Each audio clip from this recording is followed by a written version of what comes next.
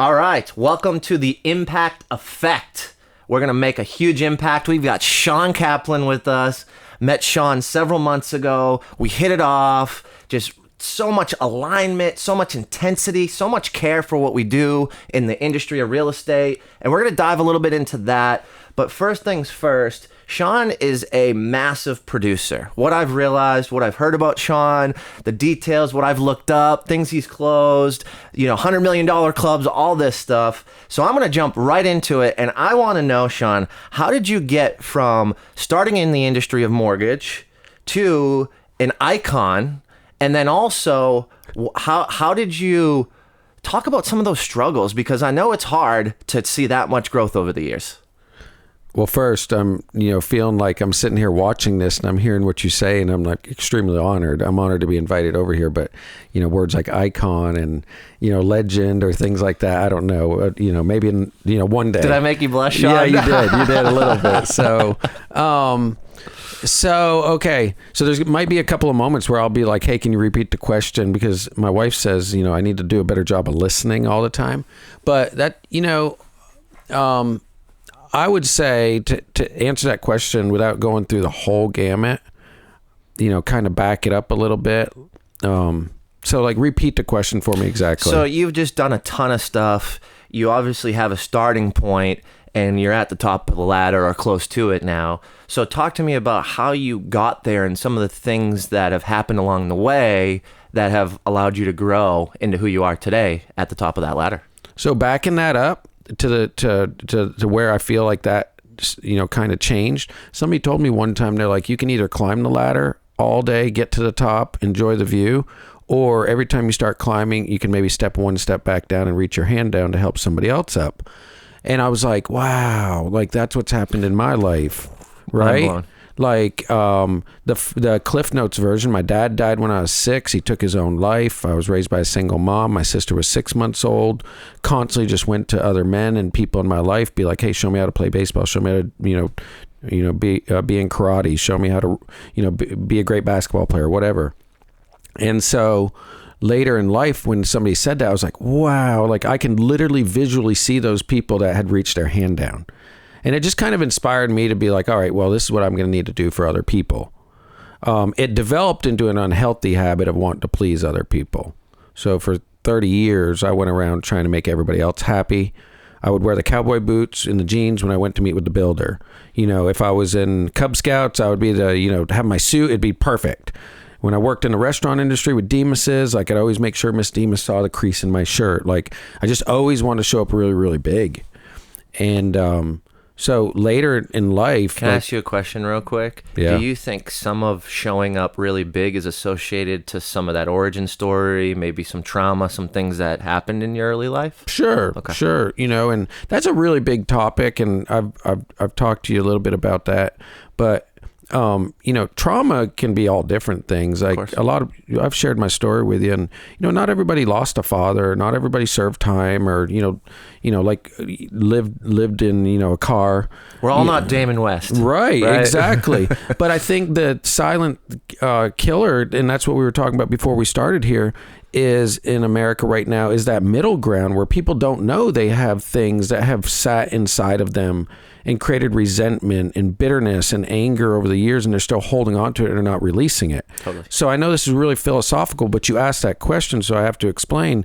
The key to changing all of it was willing to put myself in uncomfortable situations to learn more about myself and why I am the way I am. So learn more about yourself to then take that to business or to team or to family. It really starts with you knowing who you are and figuring out those things from the past. Yeah. So we all have things that set us off. So keeping it in business, mine is punctuality, right? Or like I don't like people to like ask me for help. I bring 100% of value and then they don't show up or they don't deliver, don't reciprocate, or don't even say thank you, right? That's just a trigger for me. So you and me both. So we talked about that. So most people would just be like, well, they're wasting my time. I could be with my family. I could be making more money, all surfacey stuff. Yep. Right? Really what it is, and the Miller method teaches this if people want to look it up, but the Miller method will go all the way back to what is it about that event that's inside of you that in your reticular activator is being woke and saying, I don't like that. Mine was because of all this. I got dropped off on the school front doorstep. I waited after every event for hours. Sometimes my mom didn't show up. Anger, like resentment and bitterness. Until a couple of years ago, I went to my mom and I said, hey, I want to forgive you and say I'm sorry. Yep. Because that energy's inside of me. And when you do that, you get rid of it and it'll change your business. Totally. Totally. And look, I still don't like people to cancel, but I've become less emotional about it where I'm like, I don't allow them to reschedule a second time. It's cool. I'm sorry, but we're just not going to reschedule. Totally. And what we were talking about earlier before we started, we were talking about some of these triggers and people not showing up and people, you know, canceling a couple times. And, you know, for me, that is my biggest trigger as well. And, you know, I haven't really brought it back to maybe something in my history or my past, but for me, I think I want to give and I want to help and I want to do a plus job because I care about you. Mm-hmm. And I don't want to do business with people I don't care about. Yes. And I learned that early on in my real estate career when I sold a ton of houses and was miserable and made a ton of money. And I'm like, something's wrong here. And I'm like, I'm bending over backwards for people who don't respect me and just use me as the realtor to purchase the house. And for me, that's a waste of my time, actually, even if it produces revenue, because I'm at the point in my life where I just want to work with great people that have respect and acknowledgement of the effort I'm putting forth. Right. Because time is limited. And when those people, and it's funny because like initially in a lot of those clients I had initially, I'm like, this is going to be a problem. And I still took the client and I still went through 3-4 months of hell with them side by side, showing up. I mean, I talk about this all the time with my buddies. We're all down at Red Phone Booth on a Friday night. There's 8-9 of us down there smoking some cigars, networking, bringing in, you know, this buddy brought 2 friends. I brought 3 friends. He showed up with a friend. We're all chatting. We're all having an amazing time. I get a text message at 6:15 that says, I want to see this house at 7 o'clock tonight. Mind you, it's Friday night, and I've killed myself all week, and I go show that house, and I leave my friends there. And after that happened, I said, you know what?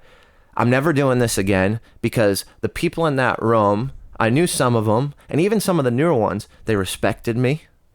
They acknowledged the effort. They did research on me. They brought something to the table. And it was just an amazing experience, and I walked out of that for a green piece of paper.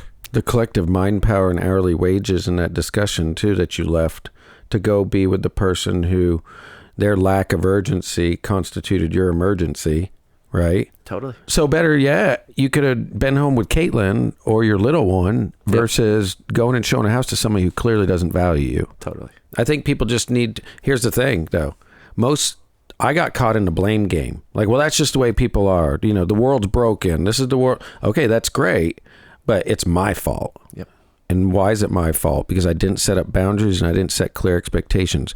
I went off on a guy like 2 weeks ago. So thank you. The reason why I brought this around was because thank you for putting me up here. But I'm just a dude that's here, that's broken every day, learning how to be better. And I think that's maybe why I got there. Me too, brother. I'm with you, man. Yeah. I try not to sit there too long because like I want to stay here. Yeah. And I'm honored and I'm grateful I have these tools now, but now what I want to do is be down here in the trenches with people to say, hey, don't do this for 20 years or don't do this for 30 years or don't feel this way for 30 years. And if I get mortgage loans out of it, like awesome. Like I tell people that I had a 430 credit score. I thought you signed up for a credit card in college and threw it in the trash can until you maxed it out. I thought that, you know, I didn't know anything about money. And I went from $146,000 in credit cards chasing me, you know, to $1 million cash at 39 years old. And I only did that because I would go to other people and be like, hey, I'm broken. Will you show me? Yep. Right. And now that's what I do with people through mortgages. Well, it's that vulnerability, you know, and I think for me, I struggled with that forever until about 6 months ago, honestly. Yeah. Because, you know, growing up in Boston and, you know, that culture and, you know, if you show vulnerability, it's a weakness and you get attacked. I mean, that's how that's how Bill Ricca. Bill Ricca. Yeah. That's like a little tiny town. So like, thank you for bringing me up here. that I want to use those tools, but equipping people down here, by sharing those mistakes and sharing those things that we didn't know when we bought our first house, and things we thought were misconceptions. There's so many misconceptions, not only just in our industry, but just like overall, because of the amount of information people are getting hit with. I think that's the hardest job in our industry right now. So that guy, the reason why I said it's not his fault, it's our fault, because I didn't set boundaries. So I went off on this guy a couple of weeks ago. Yep. I realized I'm sitting in Texas, and I won't say his name, but I hope if he doesn't hear this, because he'll know. But I went ahead and I ended up, the phone rang at 7:18. I'm laying in bed in the hotel at the JW Marriott with my wife, and we're trying to enjoy a Saturday. Then it rings again at 7:18. Then it rings a third time. So I text him and I said, dude, it's 7:18. He calls again, Jim, the fourth time. So I picked up that phone. I said, dude, it's 7:18. And I went off and I just basically just told him, I said, this is why we don't work well together. Like, you had preparation time. We knew the client. I followed up with her 4 days in a row. My assistant got the whole loan app last night at 6:47 at night. It's 7:18 and you're blowing me up. And I got off the phone. My wife said, you didn't handle that well. And I gave myself about 10 seconds and I was like, well, what's the problem here? And I went into, he triggered me and it's his fault. And then boom, I said, I didn't ever really set expectations with him on what's acceptable and what's not. I never told him that I don't work 7:18 on a Saturday morning. He's closing a $1.2 million deal. This is the biggest deal of his life, probably, Yep. or the year. Yep. There's a lot of money riding on it. The business is hard right now. Yep. He needs to make money. And I should have put myself in his shoes. So just acknowledging that part, that I need to have better expectations and take ownership of it first, I think would change a lot of this for people, Jim. Totally. And we assume that people know, because in our brain, in our world, in our inner circle, everybody operates that way. But they potentially may not be in our inner circle, and we collaborate and talk about this, so they don't know that, right? And for someone like you who does a ton of loans and is always hustling, you're posting on social, you're doing all this amazing stuff, maybe they thought that you're just a 24/7 guy. You know how many people That's a good actually tell me and that, man, you're like the hardest working realtor ever. And I'm like, I don't work after 7, so I'm not. But that's an assumption, right? And that may just come because I'm posting on social or I'm doing this or that, and there's assumptions that it's all related to work. But a majority of what I do and most of what I post at night are with friends and family. Yep. And or past clients who are now friends, which is like the ultimate win for me, right? If I can make money and a friend, shit, if I can just make a friend and no money, I'm still cool with it, right? That's right. That's right. But you talked about, kind of understanding and, you're a regular guy and you're broken, and you're going up and down. And one of the things that I've been talking to a lot of friends about is the fact that life is peaks and valleys, and it's never this ever in your life. It's never that. Now, Right. Your finances can go like this. Yes. Your marriage can go like this, right? But ultimately, if you break it down, dude, you're going to hit lows every other week. And sometimes people hit lows every day. Yeah. And the best thing that I've gotten through all this with is, one, understanding that it's this, and there's all those lows that are just going to continue to happen, right? And then also understanding that perfection's not real and no one's perfect and nothing's perfect, right? Because I always set a goal to perfection. And once you realize that that is not real, then you still want to strive for it. But when you come up a little short, it's okay. Absolutely. Right? There's self-love in that. Stretch your goals. Absolutely. When we were having our first child last year, we got married last year. I left a real estate team, started my own team, decided to throw this massive conference, right? All these things going on in my life. And I met with someone and they're like, you're not going to hit your goals. Why don't you lower your goals? And I'm like, I don't think I can ever talk to that person again. They just asked me to reduce my goals based on things that are going on in my life. This is why people say this stuff. I'm sorry to interrupt you, but I've got to share this part. Please do. So, Please do. This is what's going on in a lot of the world right now, which is if you play really, really big, if you're really, really loud, and you put your best forward, and you're vulnerable, and you're authentic, or you put your resources into it, and you fail, everybody knows. Everybody's watching. You're going to be weird. Don't do that. So in America, we got this whole thing of the like silent quitter. Like, can I just do just enough to like, I did that. That's why I'm empowered to talk about that. So when my dad died and I would go, and I was a runt, I had a butt chin, my name was Kraplin. It was awful. Like, hey, you should have killed yourself. Your dad wouldn't have killed himself. Jesus. Well, your dad killed himself probably because of you, because if he loved you, he wouldn't have killed himself. Like, that's what kids would say to me. Yep. So I just wanted to play just to that line enough where it was like, coach, I showed up. Coach, so I sat the bench. I never caught the ball. Like, and you know what? Years later in 2008, I had an encounter with God when I was in the Middle East. And I decided I was still miserable. I was doing drugs. I wasn't a good person. I mean, just a mess. Jennifer was holding on to me like we were at a thread. We weren't married yet. And I said, I'm going to go for a walk. And I went out and I went for a walk. We were in the Negev, down in the desert, right above Eilat, in southern Israel.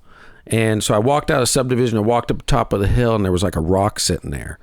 And I tell you this story because that was a moment that changed everything for me in my life. It was one of those like big, this is number one for me. But I went and I hiked up there and there was a rock and I was like, well, that's weird. So I'm going to sit on the rock. Went to go sit on the rock and there was a Bedouin that popped up on the other side of the hill and he was herding his sheep. They're nomadic people. They live in huts. Like they don't speak English or Hebrew. And he just kind of looked at me and he tapped his stick and the sheep started going. He started walking away and went down the hill. So I sat there and I opened up my Bible because I was in the Holy Land. So I guess I'm going to read my Bible. Flipped it open, landed on Hebrews 11:1, which is the assurance of faith, which is seen and unseen. And all of a sudden, Jim, it was like my whole life flashed in front of my eyes. And it was all those mediocre moments.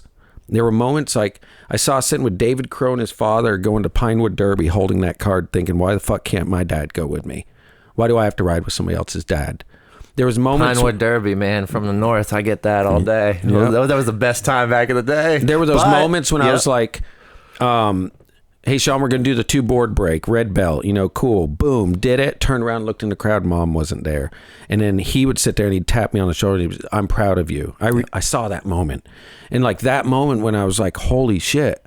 Like, this isn't for me to just play to the line. This is for me to take and jump over the line and go tell other people about it, because your story and your chapters, people are suppressing them because it's weak and you're going to fail and don't do that. And what are people going to think? And it's really the best part of our lives that we're not moving to the forefront. And it stays, and then people die, and 2 people get up to speak to them at their funeral and say, he was a hard worker, a man of integrity, loved his family, all surfacey stuff. Yep. I want my line out the door. Yep. I want people like around the block, and I want them to say nothing about mortgages, I want them to talk about my family, willing to be honest, open, give time, resources. Totally. That's what I want. So I think when you were talking about that risk or playing big and doing big thing, we're afraid to fail, and we're afraid of ultimately that criticism, and it's funny you bring that up. It's not fun to be rejected. It sucks. It's funny you bring that up because I didn't go to the gym for 8 weeks, and I went back to the gym, and there's a woman there, and hopefully she's listening, but there was a woman there that I've seen at the gym all the time, and we just connected in the sauna. And we were talking about entrepreneurship, and we were talking about all these things. And she put me on to the book Outwitting the Devil by Napoleon Hill. Oh, and everybody talks about Think and Grow Rich. So I was intrigued, and she's like, you got to read this, because we were talking about my conference. It's the first year I'm going big. It's, over 500 people are going to be there. I'm negotiating with millionaires and billionaires to get them to speak, right?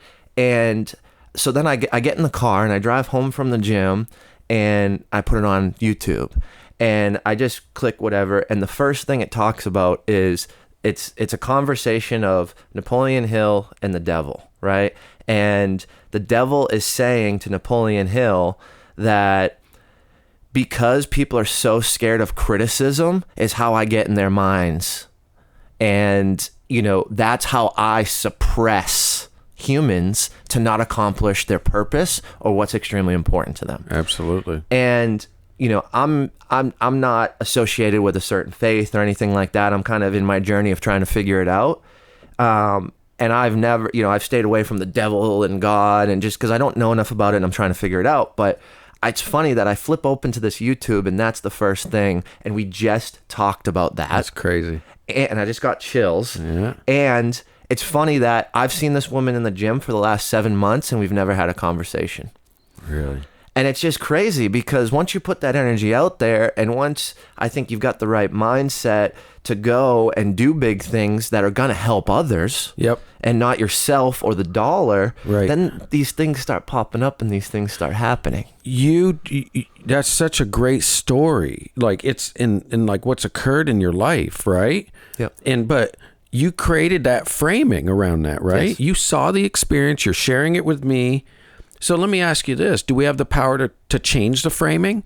Like, course. what if you found out she was a rotten scoundrel and, like, you know, she had been served time in prison? Like, it changed the framing of it, right? The stories are the things that hold us back, or maybe that, you know, I have victim family members. Yep. You could go ahead and you can change that narrative today. Yeah. And one way you can change it is by going and calling or talking to that person, apologizing, like I said earlier, you know, and that story like can be completely different. But that narrative that you created was a good one, you know, and people need those. And you have control over that.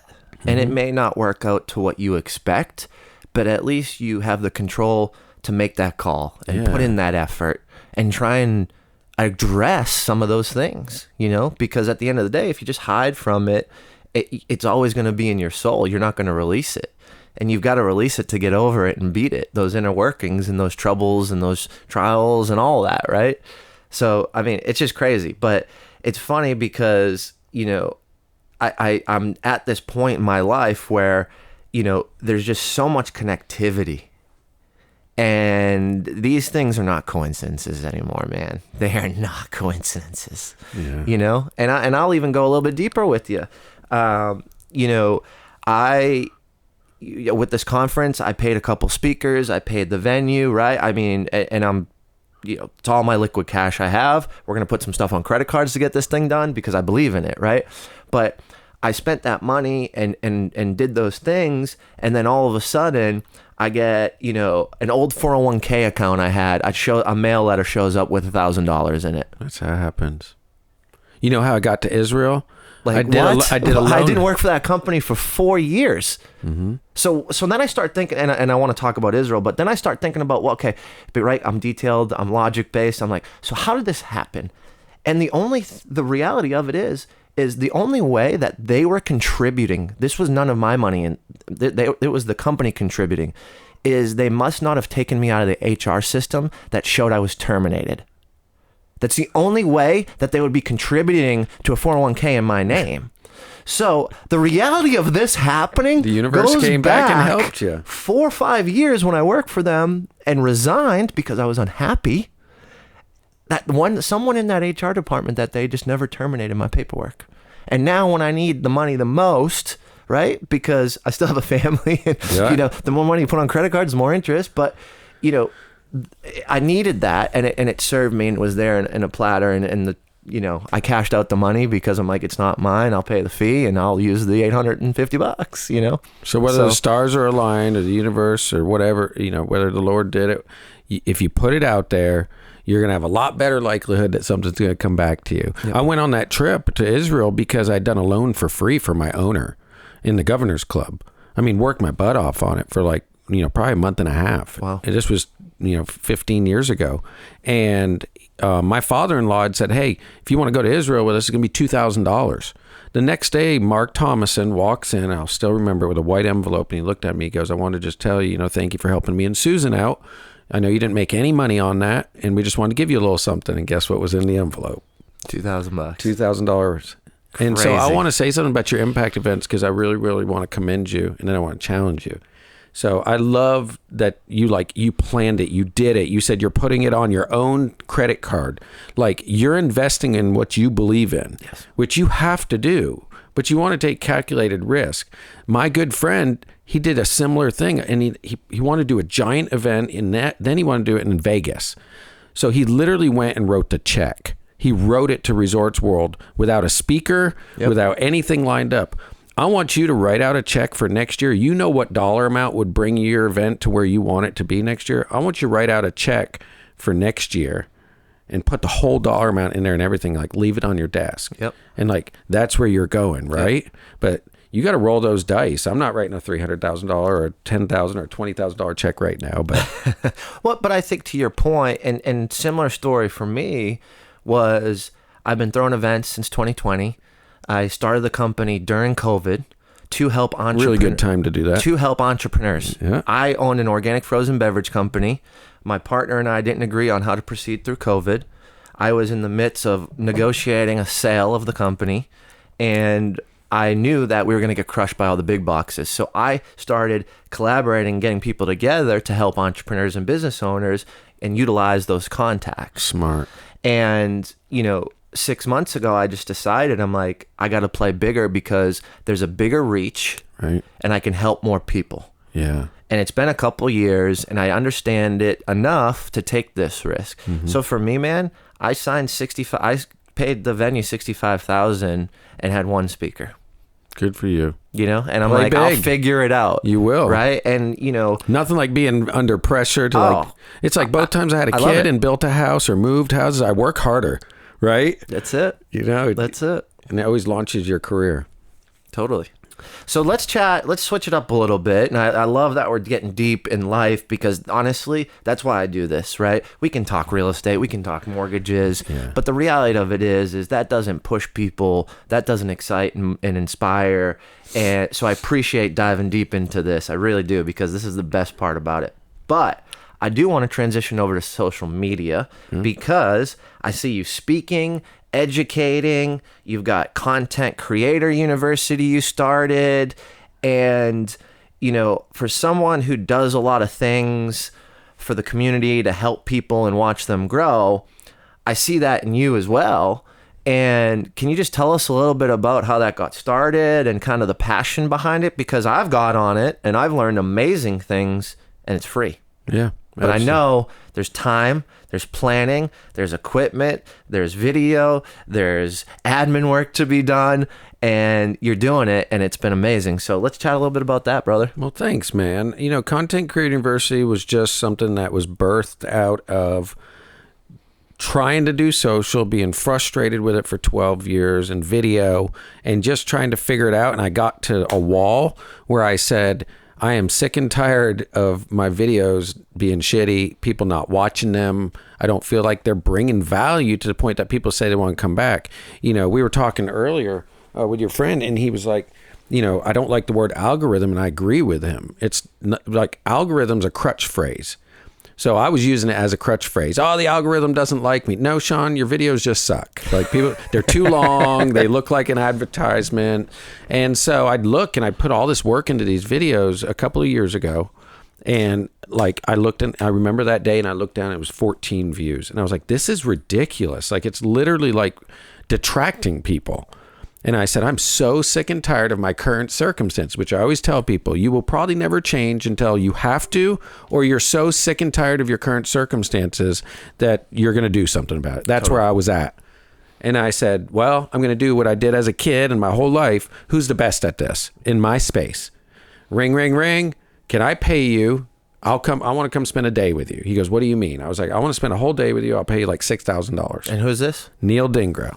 My man, Neil. So I met Neil probably Shout about out to 3. Neil. He's a great guy. Yeah, shout out to Neil. So he's been a great mentor, become a really good friend in my life over the last 3 years, and he's created, Mastermind, all that sort of stuff, and it's huge now. But anyway, the moral of the story there is, I was like, I had immense growth in just the last 2 years. I went from 5,000 to 65, 70,000 followers. My views went from 14 to over 1 million between my couple of channels per month. And the only reason being is I went and saw what somebody else was doing, simplified it, broke it down, and made it better instead of trying to just do more. Yep. Right? And that's what's going on in social is people aren't getting the results they want because they just won't face the reality that maybe your stuff's just not good. Yeah. Maybe you need to be willing to just receive some feedback and not get upset at people or get your feelings hurt. Totally. And then change it and adapt, Well, how do you actually grow if you're not collaborating? How do you actually grow if you're not asking for feedback? Yeah. One of the things that I learned was, man, I send out a ton of emails. Why don't I do a survey and see what people want? Right. And guess what they want? They just want to know what's going on in Nashville. Right. And I'm The like, basics. I can do that because I am Nashville. I'm at all the events. I'm at all the new openings for restaurants, the hotels, right? So I'm like, this is already in my network.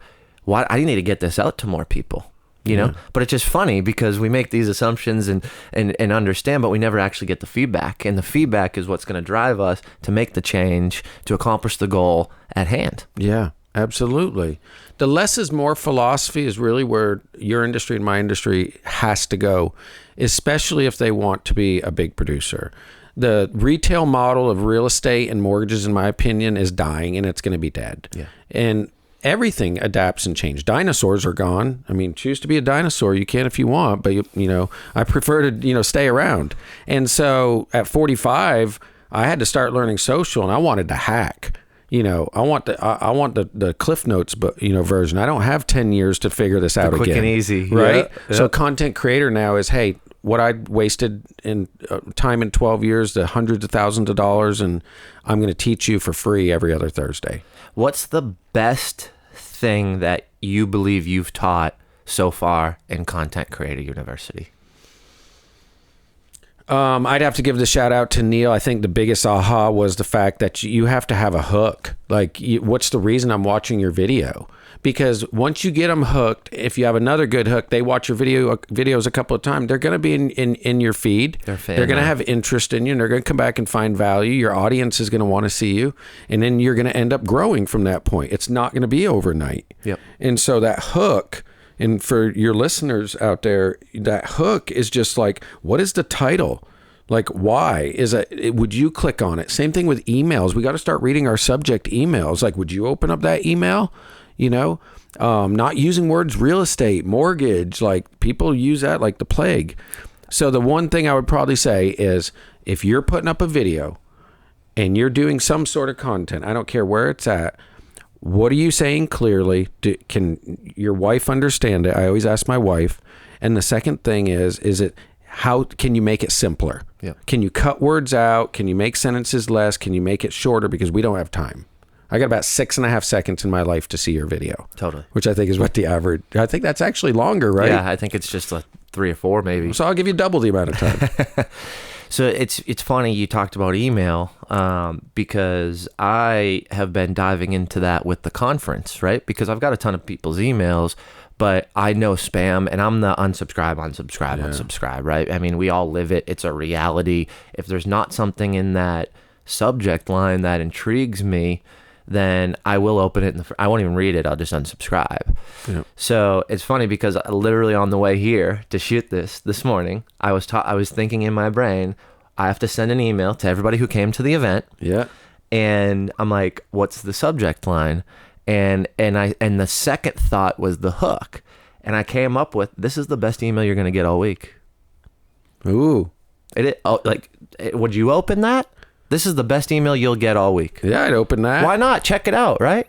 And I believe that. Boy, did you miss something big. What's that? Oh. I'd click on that one. What can I add to my email subject, man? I want to crush Boy, did you meet something big. True.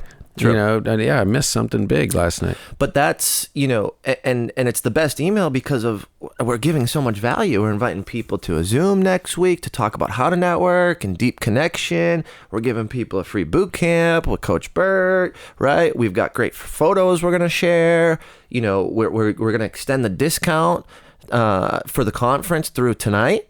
I said last night we would extend it only till midnight, but you know what? I woke up today and I was just so appreciative of the people that showed up and supported last night that we're going to extend it again through tonight. Yeah. So this is the best email most people will get this week. I'm offering them 3 things, 1 at a high discount and 2 for absolutely free. You're going to host the event, and right up to it, you're all of a sudden going to have people ask for tickets, and it's going to be sold out, right? Like, why do people do that? Like why do you think that occurs so much in our industry right now? I think that people have trouble focusing on one thing and making a decision. And I think that decision, because we live in a world with connectivity, is they have access to it whenever they want. So they push it off.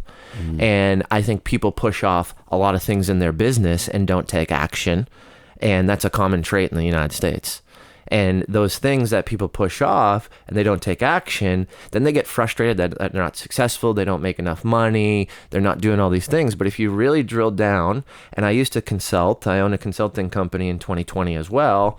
And one of the things I realized was a lot of people think and want these certain things, but they don't take the responsibility for not taking the risk or just taking the action. I mean, like, we're discounting down to $1,200 for VIP.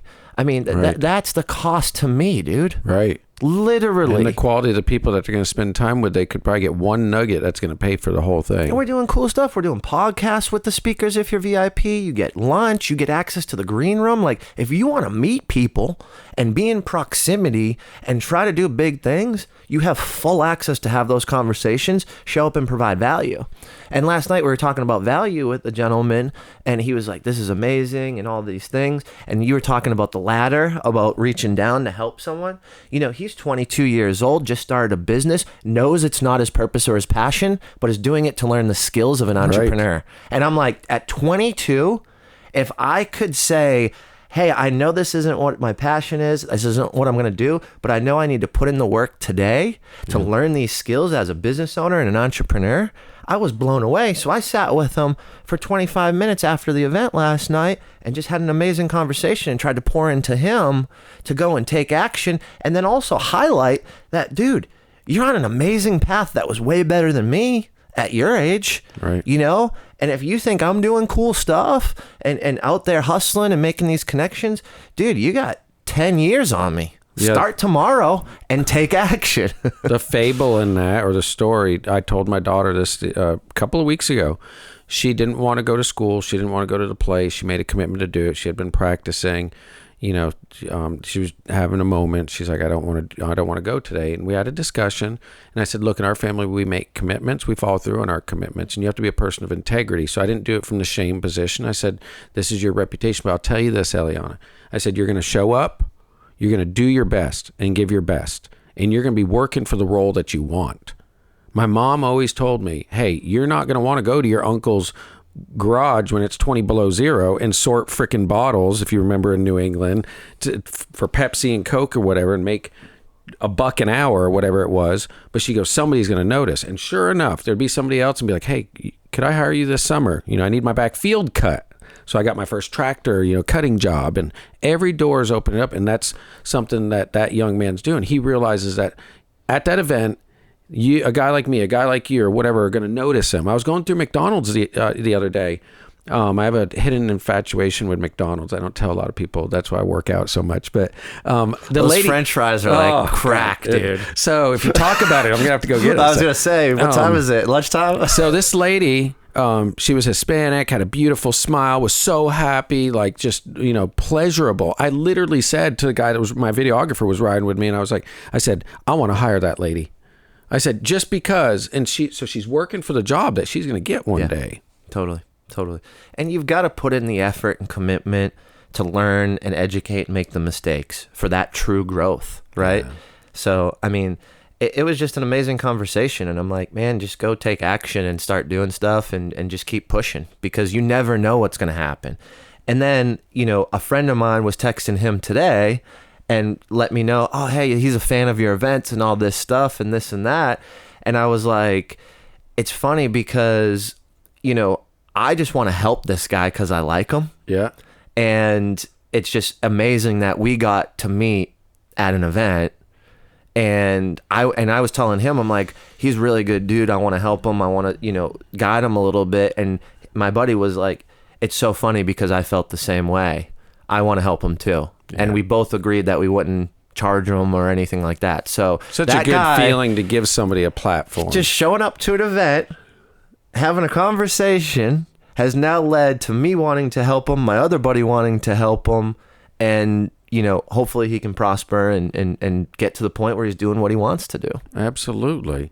I did one of my favorite things to do, and the reason why I do Content Creator University, but is my favorite thing to do is just help loan officers, because I went through the mire and the muck for 20 years of trying to figure out how do I want to run a business the way I want to run a business, and a big business. And, you know, training my loan officers now and equipping them and just saying, hey, I'm going to help you, or I'm going to take you with this. That's why we built a studio in my office. Yep. But it's like, give them the things that launching pad that maybe if you would have had it, you would be way further now. You just gave that guy a launching pad. But you didn't give it just to anybody. You saw he was willing to work. That's the thing.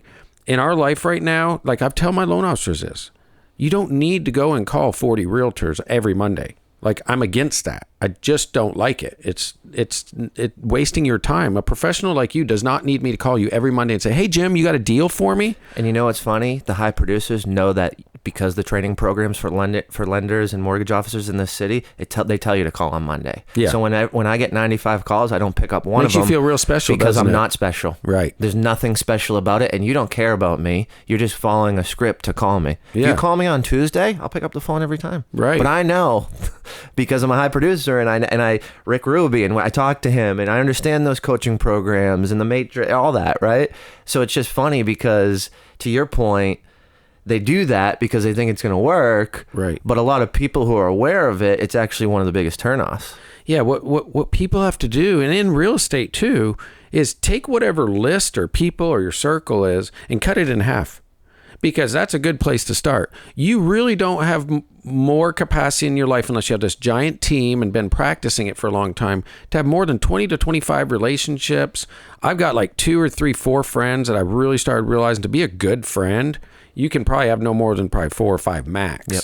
Like, see them, talk to them. I mean, my opinion of being in a relationship is completely different. I want to be in relationship with you as a realtor and a lender, which means we make our lives and our business better. Yeah. And I think lenders, what they do is they think that it's I'll do this and I get this, instead of going to the end that we talked about, the ladder thing, being like, you know what, I'm going to spend 2 hours looking at Jim's business. I want to look and see like what exactly, where can I fill it? Maybe what is something I've been equipped with he's not. Then I'm going to go ahead and respect his time. I'm going to try to go to him and bring value. And then maybe I'll end up getting some business later. And it's funny because I have a lot of conversations with just a lot of people, because what I've realized, I'm a master networker, but a lot of people just want to sell me something. They actually don't care about me. I can see them a mile away. They don't care about my family. We don't have good conversations. It's just blah, blah, blah, the small bullshit talk, and then let me sell you a product. It's like the relative who calls and it's like, oh, their phone's ringing. I know what she needs. Yeah. And you spot it, you know? But one of the things that I've started to tell people, because at first it pissed me off. And then I'm like, no, you know what? Let me educate. Try to coach him up, Let right? me help. But I'm like, you call me and you ask me how you can help me and how you can provide value. And I ask you, you know, what did I do in the last week? What other company do I own? And you have no idea. So 1, you didn't do any research, and 2, you took the easy way out and you put the work on me now. Shawn, how can I provide value to you? This is a cold call. Now, you've interrupted my day. I didn't want to talk to you, nor did I think we were going to talk. Now I picked up the phone. It's awkward. It's awkward. I'm on the phone now for a couple minutes. I was in something. You took off. I'm out of flow now, right? Because it was a random number. It could be a client, right? Yep. So I pick it up. And now now I've put work onto you, Shawn, because now you need to think about and work through your brain how Jim can help you. Right. Rather than me coming to you with a value proposition of how I can help you. Now I'm putting work on you to say, let me think about how Jim can help me. Right? And now it's work. Yep. And you are calling me to help me, not give me more work. I like when people call and they want to pick your brain, or they want to schedule time with you. And somebody told me like a masterful question. Hey, awesome. What's the agenda of the meeting? I just talked about this on the last Did podcast. you? Maybe you were the one that told me about that a couple of weeks ago. We did when we were That's shooting really some smart. content. Yep. I did tell you. That was super, super smart. Because that's and you're gonna. It's so crazy because one response can tell you who that person is, right? Hey, I just want to get to know you. I've got a little baby. I saw you had a 6-month-old, and also blah blah blah. I'm like, okay, cool. We can have a conversation about family. You know a little bit about me. Maybe you won't try to sell me, or maybe I really enjoyed you and you do sell me, and I'm like, I like this guy or gal, and I want to work with them. Right. And I switch a partner or whatever based on who you are as a person. Now, right? look, we're all Not trying the to product. This is what somebody told me the other day. They said, well, we're all trying to get business right now. We can't pick and choose like we did 2 years ago. I said, I get that, but it doesn't mean that the goal shouldn't be the same. Yes. The goal should be this. Like, I'm having a bluegrass barbecue party at my farm. I had the choice to invite 200 people or 25 people. I was like, you know what? We're going to do 25. And it's going to be tough decisions, but these are the people that would come to my wedding, right? And like, it's okay. We should keep that goal. Now I have to do other things where 250 can come, or I got to do content creator. But in real estate and mortgage specifically, I just don't think that we are marketing or spending our days going towards the activities that generates the clients and the types of people we need. Like you, for example, a 6:45 at night client, is not going to be yours. You've done this long enough to know that guy's going to talk to 2 or 3 other realtors or end up in a model home on a Saturday and end up writing it with the on-site agent. Yep. Completely unloyal. And they'll say things like, oh, I was just doing it. I'm sorry, we're doing what's best for our family, but we'll refer people in the future. And they never do. No, don't gaslight me. You don't value people. Yes. You don't value time. So that's cool. But now I know, and I put a little check mark next to your name. Yep. I'm not going to invite you to my party. Why would I do an annual review for that client? Yeah. Right? I've even closed deals and made money with clients that I'm like, I don't ever want to work with them again. Yep. Right? Yep. But we're in this desperation, and that's that's scarcity versus abundance. Totally. And I live that, right? I can't say that I didn't. Yeah. I lived that for a long time. And it's miserable, isn't it? And it goes back to some of those traumas as a kid, growing up, not having the money, right? So I was always scared to not have money. And then I realized, I'm like, dude, I've fought my way out of everything. Yeah. My back has been against the wall over and over, and I'm still here, and I'm happy. Like, what? Yeah. So why would I live a life where I'm scared to not make money? And there was a reason, because I didn't grow up with it, but I've broke that cycle now. Yeah. Because I'm like, I'm not the person I used to be. 2, I'm always growing and changing. And 3, if I just help people and do a good job, I'll get taken care of. I've got to trust that. You broke that cycle, and you can see your launch. Why? Because of that. Because you don't make decisions, like you write checks and host and plan events, not out of scarcity, out of abundance, because you know it's going to work, right? Man, I remember the first guy I met waiting tables 22 years ago, and he was a mortgage guy, and he's like, hey, have you ever thought about selling mortgage loans? I was like, I don't know what that is. He said, why don't you come talk to me a week later? I thought it was insurance. So I went out there a week later. He showed me around and stuff, and he took his tax return out of the desk and put it on the table, and it had the W-2 on the front. And I remember it said $434,000. And he's like, you want to do that? And I was like, yeah, I want to do that. He goes, well, I'm not going to be in the business much longer. I'll show you how to do it. I remember the first time I got my W-2 that was over 434. Yeah. Do you think I felt any different? No. I remember my W-2s when they started saying 1 million on them. Like, didn't feel any different. Actually, you know what, Jim? Life was harder.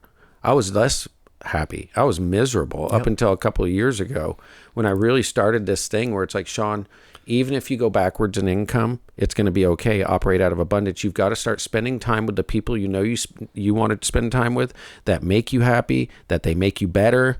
You would want to emulate them, or they want to emulate you. And if you don't have that, either form a relationship with them to get that, or just decide, hey, I'm going to do them a service, and I'm not going to be like trying to make them feel like they're important and call them every single Monday. Yeah. Right? Just be real. Be real. I mean, that's really what it comes down to, is just like treat someone the way you treat a family member, and follow up with them if you care about them. And if you don't care about them, that's okay. So the question that we have to be obsessed with right now, tactically, in real estate and mortgages is, so this happened about a month ago. There was a lender I was talking to. Her number one realtor of over 10 years wasn't calling her back. She could tell something was off, right? Said, what's up? Kind of got a little heated. The realtor told her this. She goes, you're not as valuable to me as you think you are. Wow. And so she got upset, and that's what she was talking to me about. And I was coaching her, and I was like, okay, whenever I get super upset, I always go back to there must be some truth to it. Like, look inward before you start pointing fingers. And I was like, so I want you to write that. I want you to take this weekend, and I want you to write out, like, what is your value that you're bringing, really? Because there's people out there hustling with really good video and, bringing amazing tactics, and the companies are growing exponentially in their tech stacks. Like, it's crazy in the mortgage space. So what are you doing? Yes. Right? And so my guys, I don't tell them to call 40 on a Monday, and they're successful. When they follow my plan, they start generating results. They either explode or sometimes they go somewhere else. It's okay. Somebody told me, they're like, why have you had 38 employees? You must be a crappy leader. I was like, no, actually, I get people thinking and create vision and writing it down, and then I end up talking them out of a job. They go somewhere else, right? Which is cool. I'm okay with that. But going back to it, I said, my guys, I just told them this week, we did a whiteboarding coaching, and I said, you're not allowed to call your realtors till you do this. Realtors can do this too. Before you call your interviews, call VIP business people in the community. Create a quadrant across. In the upper left-hand corner, I want you to have an event coming up. Maybe it's an impact event. Oh, that's next Thursday. Write down the date, the time, everything, right? I want you to take maybe a tech hack or an app that you've been using or something. Write it over there. I want you over here, a guideline update or something in your industry like that people need to know. Hey, realtors can now use 3% of their commission towards down payment. Yep. And then down in the right-hand corner, I forgot what the fourth one was, but put something, maybe something you're going to invite them to or get one-on-one with you. Hey, I got lunch spots. Put your spots there that are available. Yep. And before you make that call, you've got a value quadrant sitting there, and you can pivot to one or the other based on the conversation of being genuine with integrity instead of like, oh, just call them on Monday and use, that's what programs teach. Call them on Monday and use Ford, family, occupation, recreation, dreams. Hey, Jim, how's your weekend? How's the family? Don't ask about my family. You don't even know my kids' names. Like, it's kind of creepy. I don't want to tell you what I did this weekend, okay? Yep. Like, how are you going to make me more money? How are you going to close another deal? But they read Ninja Selling, and they know the Ford method. Lenders suck. I mean, they just do. I feel bad for y'all because we just suck. And that's why people are like, do you think you're the best? I'm like, yes, I'm the best. And they're like, why? I said, because I suck the least. Like, I'm the most serious about my business. Like, I am 22 years in the business, and I will outrun you, out-hustle you. Do I answer my phone 24/7, 365? Absolutely. Maybe not. The phone will ring on a Saturday. I might not answer it, but I might have my assistant weekend coverage, right? Of course. I've got more bandwidth and resources. True. I want you to talk about what annoys you about lenders, because you see these big teams that have all these people and the client never talks to that person, or they go and they promise the moon and the stars. Like, what sucks about my industry? I want to know the truth. Authenticity. And Okay. what we were just chatting about is, like, as a realtor who someone is a master in negotiation, a master in closing, and a master in sales, we understand the sales tactics that you're using to sell us. Mm-hmm. So, and we know that's not real because we read the same book you read. We went to a coaching program you went to, right? Because there's that unity of realtors and lenders, right? We do a lot of the same things, and we educate on some of the same tools. So for me, I can spot it out in 2 seconds. But the biggest thing for me, I would say, is when someone's assistant calls me. Oh, I'm like, I get recruiter assistant calls. You don't even have 3 minutes to give me a shitty cold call, and it's they think they're smart, and it's like, okay, you're calling me and you're like, or it looks good. Yeah, and the invasion of brain, I call it, is when they tell you something that's good about you that you know that's going to give you dopamine. So they're like, you're a top producer and you're a master networker. Oh, that's because they say just compliment them, just, affirm them, right out of the gate, then ask them. So I know that tactic. I use it too because I'm in sales. Yep. Right? So I know, and then I go, oh, dude, I'm a master networker? Who told you that? Silence. Crazy. Hello? Crazy. Hey, who told you that? Who do you know that knows me, dude? Silence. Yep. Say, thank you. Have a great day. That's Take why care. I've never used that, because I told people, I was like, be prepared. If they ask, like, oh, who referred? I will ask Who's you. the realtor in my office that knows you? Yeah. Right? Or who do you work with over here at my office? Right? Yep. Just, we don't have time for that. That's why I think most loan officers don't work with big top producers. Like, if you go with a big top producer, like, and you ask, hey, why do you use so-and-so for your lending? It's always because, like, all the other reasons. Yep. Those people don't have time to be wasting on Monday phone calls and things. So what happens is those loan officers always have a small business, and that's why the average loan officer averages 2.1 deals, right? So here's a little tip. So I haven't coached on this yet, but I've started doing this thing called deep work time. So I take 3 hours a week. Sometimes I'll do 3 days with an hour, or like this week I'm doing 3 hours. Like next week I'm doing 3 hours on Monday. That deep work time. Then I set up a system and a process, because most of us salespeople are high D's, I's, whatever. we start something without a system and a process. That's why we think it's shitty. If you really spend some time, you say, all right, here's what I'm going to do. Boom, boom, boom, boom, boom. Then when you start, you're like, heck yeah. So I have it in my preparation. I have it in my calendar on Monday. Equates to confidence. So when you start, you're now confident. That's it, man. I got it in my calendar. 30 minutes before, I'm like, get my cup of coffee. 30 minutes before that, I'm like, I'm going to go for a walk. Number 2 was equipment. So it's all in my calendar. Now equipment. Well, I've been placed when I didn't have my mouse and my camera. It just screws everything up, right? Oh, but the charger cord. So I'm prepared. Where's my place? Oh, it's going to be on my back porch overlooking the lake.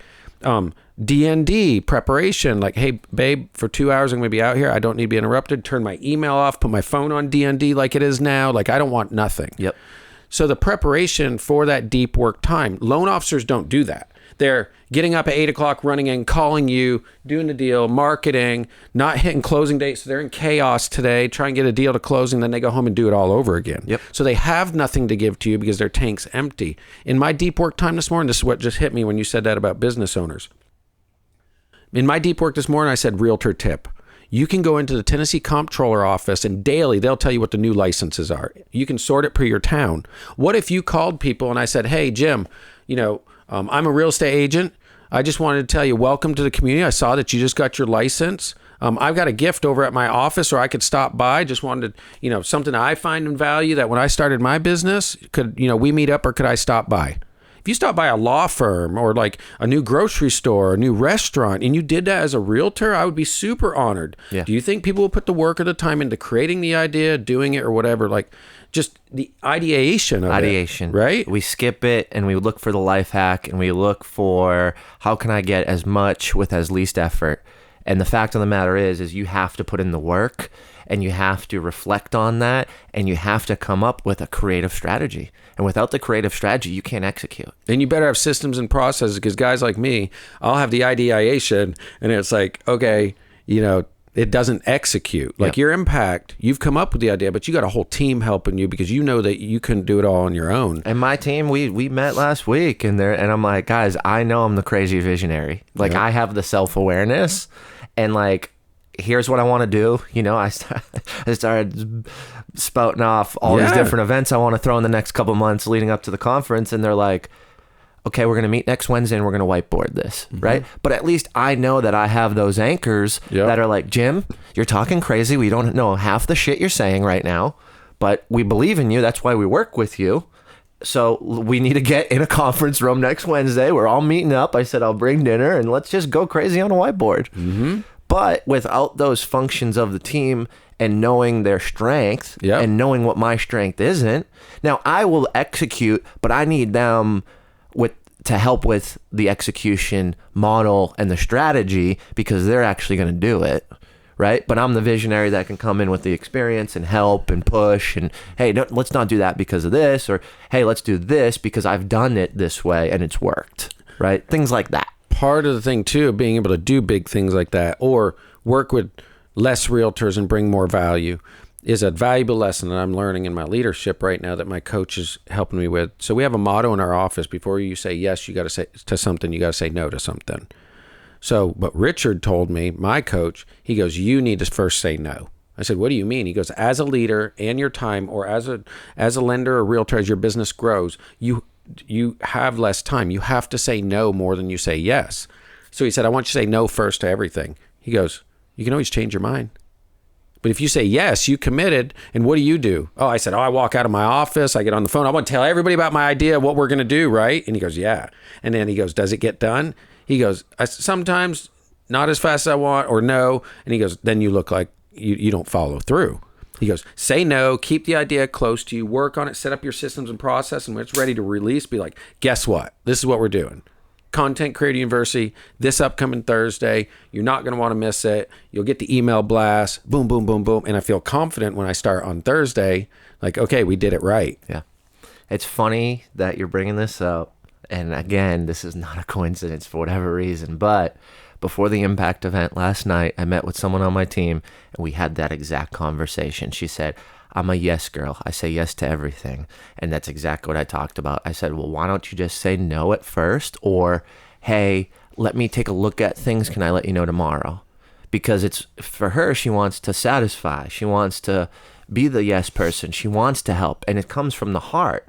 But the fact of the matter is, the reality of it is things don't get done, and because she's taking on too much. And we literally met 10 minutes before that event started to have that conversation last night. Literally that's 10 not minutes, coincidence. you know? So And- people end up like, what we do is we give our best to all these people that want it, the 6:30 at night, Saturday morning, whatever. And then guess who gets the rest at night? Your family, and it should be the other way around. And I've had to learn that lesson. I'm still learning it, but there's very vivid moments, and people just need to realize that's the byproduct of all of it. Like, I would drive, Jim, back when you could pull your own docs, have people sign them. So I would process my own files, clear conditions, and then you would take the file from title and you could go and close it yourself. And I remember I drove to Knoxville one time to help this guy get his loan app, came back, did the whole loan, went back to close it. 30 minutes before he calls me and says he got a lower rate somewhere else, forgot to tell me, and he was, had already started the loan with them. 30 minutes outside of Knoxville. Now, I was single, didn't have kids at that time. I was okay to waste that time. It was a road trip. But years later, we went to Disney World. They wanted to stay and go into It's a Small World. And I'm sitting there, I'm like, oh gosh, the line's all the way around. I hate Disney, and I'm like, okay, well, just be engaged. And we're in It's a Small World, and like they were getting ready to get on, and the phone rang. And I was like, oh my gosh, I got to answer their call. Just be a quick second. I know I can get out, get in, but the line was still long. Well, that call, I lost track of time because they were like, probably didn't, probably made no money on it whatsoever, probably never closed. And I go back and I look, and there are my kids getting ready to go in through the tunnel with my wife, and my wife's looking back. Yeah. And it just almost still makes me cry to this day. I broke down right there in the middle of Disney, and I was like, I'm not fucking doing this no more. Like, dude, it's I not feel fair ya. to my clients. It's not fair to my referral partners. It's not fair to me because they're not getting the best of me. Yep. Like, people are always like, why are you always going to this or get that coach or whatever? Well, for me to be the best that I can be for my family and inspire other people to do the same, I've got to deal with my own shit. Yep. And we got all these people. We talked about this earlier. I'm going to teach social media content. Bro, first, you just probably need to work on your work-family life balance because everybody else knows that you're, like, you know what I'm saying? I'm not trying to be mean. You're putting all this effort into social media, but you've got a broken marriage and you barely see your kid. Yeah, I just don't feel bad for people. Somebody said this, my wife says this a lot. She's like, oh, that's not very kind. And that's what I love about my wife because she checks me. We always need that better half, man, that balance. Yeah, that Vermont, New York, Massachusetts comes out at me, and I'm like, I don't feel bad for you that you're broke.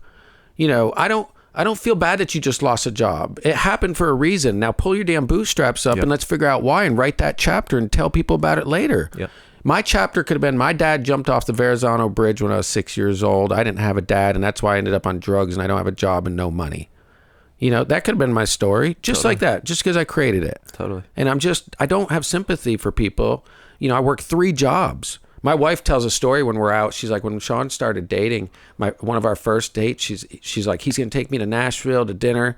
And she goes, without even like no sort of like recognizing it, he pulls up to check into cash. I was like, dude, I needed some money for the date. But I was oblivious because my hustle and my grind, I would go from one check into cash to the other.